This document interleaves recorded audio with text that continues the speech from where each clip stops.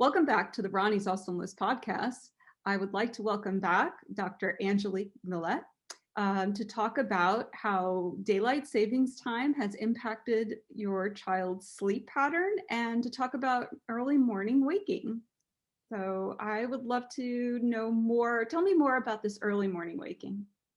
Thanks, Ronnie. I appreciate being back on your podcast. Thanks for hosting me. So it's been a little over a week, almost a week and a half since we had that time change.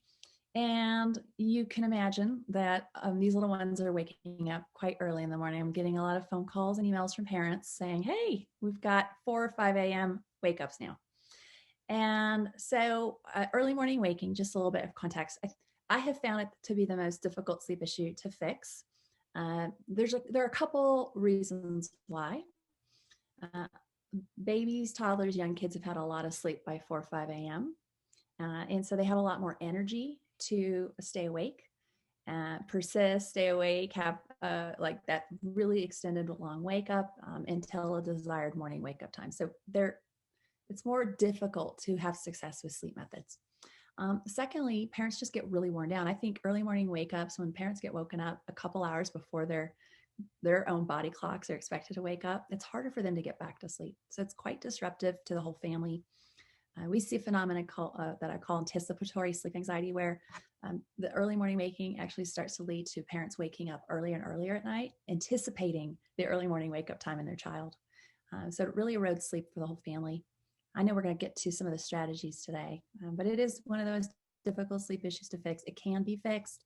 We have to look at multiple variables when we're looking at early morning waking issues. We have to look at, I would say it's double the variables that we look at versus say bedtime or middle of the night waking. And then we have to be really consistent about what we do, not just like a week of consistency. We find it takes at least 2 to 3 weeks to get results. And that's tough on parents, that level of consistency.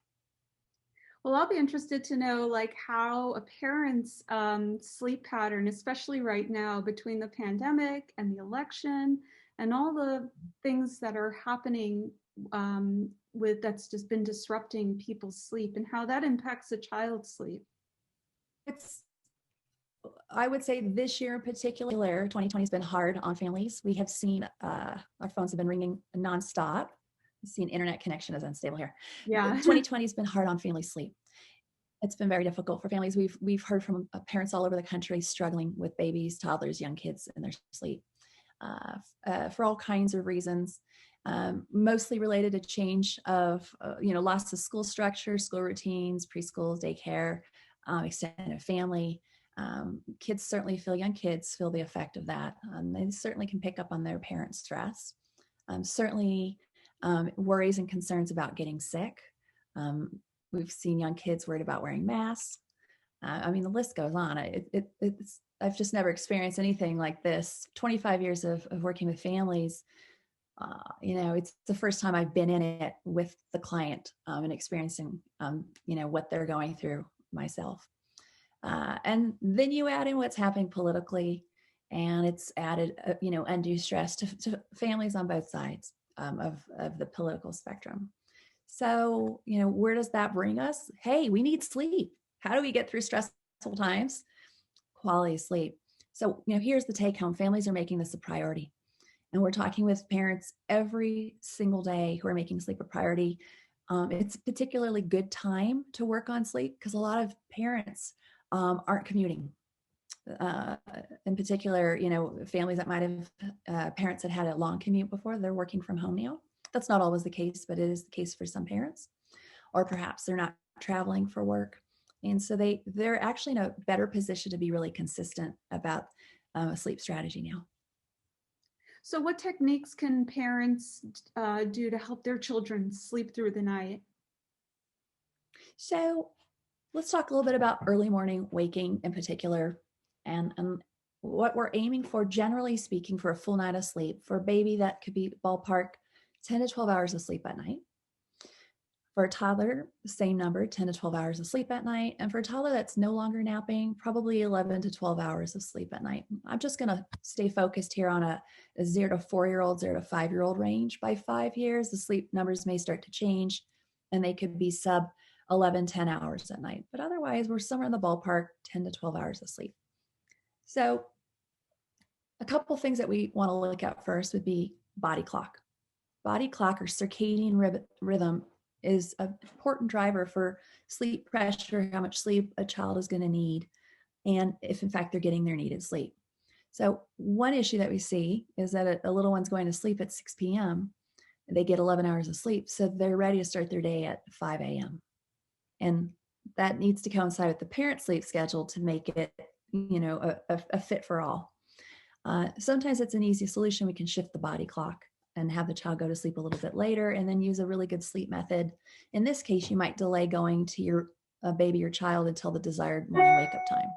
So we'll get to the behavioral strategy in just a minute, but you want to be looking at your child's body clock. You want to look at the actual sleep amount that they're getting at night. Are they getting the 10 to 12 hours of sleep at night? And then you want to look at their behavior when they wake up. For example, are they waking up rested? Or do they wake up and they're tired, rubbing their eyes, yawning, trying to snuggle into you, falling asleep on a feed in your lap and trying to catch another hour of sleep in your arms? You want to really pay attention to that. What's interesting is that we have some little ones that wake up seemingly rested, so they're full energy and they're, talking, babbling, whatever it is. But then 45 to 60 minutes after they wake up, they show signs of fatigue. So it's a really important point that you want to look at the clock and then look at their signs to get a sense of the what exactly the parent is going to work on in terms of their child's sleep.